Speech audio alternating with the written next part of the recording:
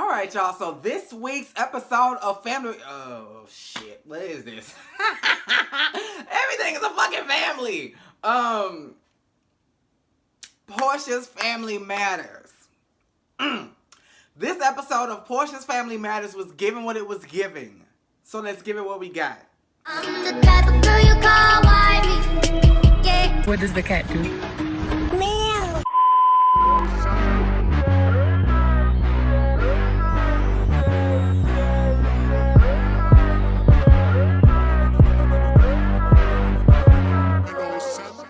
So the episode starts off with the fight, honey. We get down to the fight. We see more of the minutiae. We hear Dennis say, they went after my mother, yo.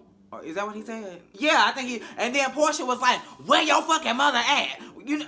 So it's like, what's really going down? Then you got Darlene. I don't know where Darlene even came from. Darlene was just like... At first, you saw Darlene and Dennis arguing because he was like, you don't got no control. He was like, what do you mean? Are you serious right now?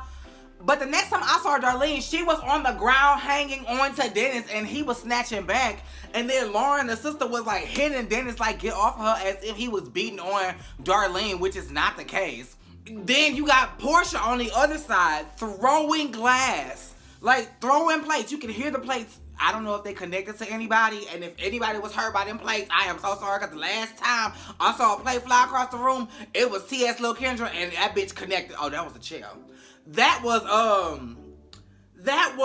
Dre Simba on G Status. He had three girl child plates. Shit just be flying on these shows, so please duck and run for cover. But Porsha pulled a new one.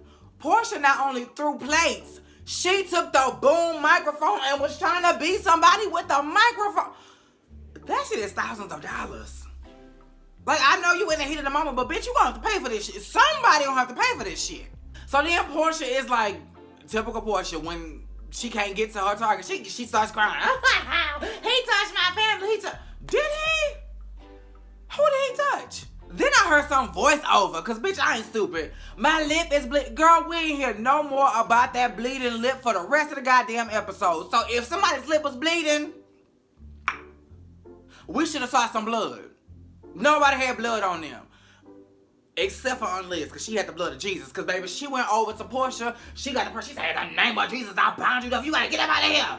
Flee. They forgot to flee. You got to flee. You got to flee. That was a little piece of Andrew Caldwell. But Liz prayed down. She asked the healer. She said, healer, you best be leader. You best be leading or something like that. Baby, she led her.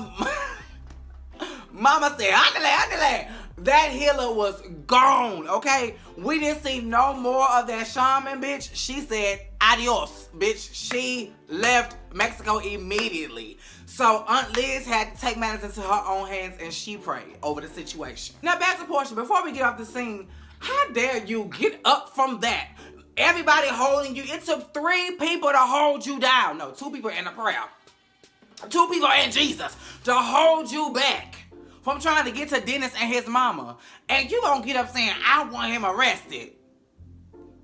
And to go as far as to call them animal, you were the one raging. Are you serious? Then I guess it's the next morning, everybody getting ready to go on some Nam Your Heart and Get Cured chakra release or whatever. And they're having their reflections. And you know, everybody was like, girl, you know, last night was a doozy. And while they reflecting, you got Porsha saying, I'm sorry for whatever part. Girl, you sorry for the whole thing. The whole thing is because of you. And that we find out that Dennis, his mama, and his little work left. They left wherever they was in Mexico and they went to Cancun because they said, bitch, we not dealing with this any longer. No, ma'am. So we on the bus, everybody's kind of like being quiet or whatever. Then we get to the little chakra thing and the lady heals your chakras. And then Lauren brought a friend in on the last day. That was just stupid to make this woman fly to Mexico on the last day of the goddamn excursion. They go and they, you know, I don't even know what she did. She just had them sit on the same pillows in a different area and just was like, girl, hey. Like, she didn't really do much. And then the producer had stepped in and he was like, okay, yeah, we're going to pause because of this plane, but why y'all not talking about last night? Nobody is acknowledging anything that happened last night. And Aunt Liz was like, well, I was told not to. And in the confessional, everybody was asked, did Porsha send y'all text messages and tell y'all not to talk? And they was like, yeah. Well, nobody, of course the loyal ones. You got Dom. Spirit wasn't there. Fuck, what did I call her? Spirit? Storm wasn't there. But Dom was like looking around and everybody was like, But Londi was like, yep. She actually called me and asked me if I was okay. So she did check on me and she told me mom's the word on last night, bitch. And Liz all but confirmed it. And the man was like lamenting. Well, not really lamenting. He was kind of like lamenting, like, bitch, y'all, we came here to do some work and some healing, and how we gonna heal from shit y'all don't want to talk about? Porsha say, so are you saying you want to wrap up the scene? Basically, bitch, we're not talking about it. So if your other option is to wrap this scene the fuck up, then bitch, let's pack it up and go back to the goddamn hotel, because we're not talking about it. And that's exactly what the fuck they did. That was a red flag, because bitch, if you're innocent in this, why don't you want to rehash? So then we get to the all-white dinner, and Simon is asked in his confessional why he didn't react the way everybody else did. And he was like, I see families fight. That is indicative that you are a part of too many goddamn families, Simon. He was like, I see families fight all the time. This was like on a scale of 1 to 10, this was like a 2. I'm sure, given the life you have been leading, I'm sure you have seen more explosive fights than this. And finally, they talk about the situation. And Liz kind of like opens it, Aunt Liz, I want to put respect on her name. Aunt Liz kind of like opens up the conversation and is like, I was hopeful, bitch. I was seeing progress. Like, Dennis was really trying. And it's so unfortunate that it had to come to this because I saw healing, you know? And she said in her confessional, she was like Dom, and she really said Dom, Star, and Lauren. She don't really see a problem with Londi. She was like, them 3 bitches are in Porsha's ear and they fucking up the whole entire scene. They fucking up the church's money, in the words of Funky Dineva. And then Porsha chimed in and was just like, yeah, it was too much. Honestly, I was triggered. And I was like, if we gonna talk about it, we need to talk about it. And I'm so sorry to, Simon. You finna marry this man and you can't remember his name? And I think the reason why I caught it so fast and hung on to it is because right after that was the scene with Porsha filling her mama in. And she was like, Dennis felt like he wanted to go tit for tat, bringing that girl. Like, why are you so moved by him bringing work if you got a whole fucking husband to be standing next to you, boo? And then she fucking confirmed everything really B, Scotty, and everybody else who watching and review this show was talking about. She said, Dennis thought that I was about to lunge at his mama, so he lunged at me. And I lost it. All of this is because of you. All of this is because of you. Now we down to the Hosea Helps Food Bank. And Aunt Liz is doing a damn thing, honey. She said after Hosea, somebody, girl, she gave the history lesson, I just was not in tune. She said that after somebody had passed on, she and her husband took over this. And they've been running it ever since. And it looked nice. It's nice and chic and modernized. And girl, it's doing what it came to do. Maybe Aunt Liz got in that confessional. She said, yeah, she may bear the last name, but she ain't ready. You can tell by her actions, girl. Standing on the goddamn corner and marching up the street is not enough. You got to sacrifice. And I'm so glad that Aunt Liz is somebody that's really holding some accountability to Porsha, because I mean Lauren tries to do it, but Lauren understands that if I push Porsha too far, I'm not gonna be in her life. So I hold her accountable, but I also give her some grace and I hold her because she really don't want to like lose Porsha in her life. But Aunt Liz don't give a fuck. She's set in her ways and she is that girl's grandmother. Bitch, I'ma tell you what you need to hear, not what you want to hear. And if you don't want to hear, bye-bye. My life's still gonna go on with or without Bravo, girl. I'm gonna still be in charge of the Hosea Helps, and I'm gonna still get my life whenever I need to. And she told her what she needed to hear. She said, Dom and Storm are in your life, and they are in your ear. You didn't need them at this retreat to have peace and solidarity and a family unit with Dennis, Simon, and PJ. Dom and Storm played no part in that at all.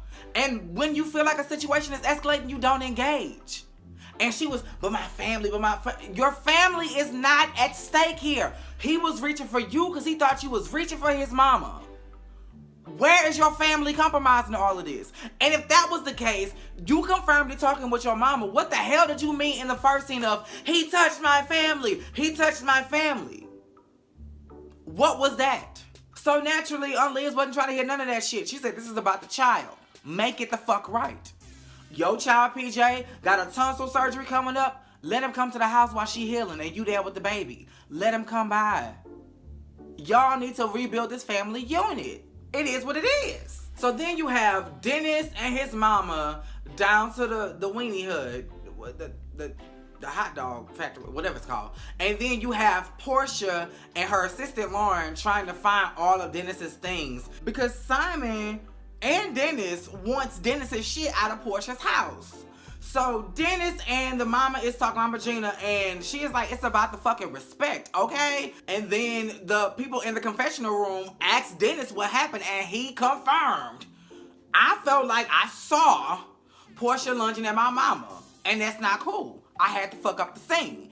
Then you got Porsha and Lauren. They're like, oh, he got in here some socks. Dennis was like, nah, I got a grill, a couch, this, that, and the third. And then when Diane got on the line, her honey, I forgot, Leroy, I think his name was, he was confirming. He was like, those dishes, that bag over there, this.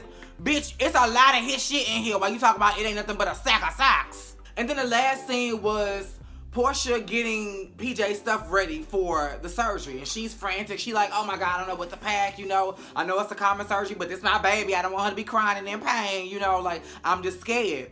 Meanwhile, Dennis is coming in with the baby. I guess it was his weekend to have a baby. He comes in, he comes up to the door, dropped the baby off, and it's so crazy because I'm watching Vampire Diaries right now.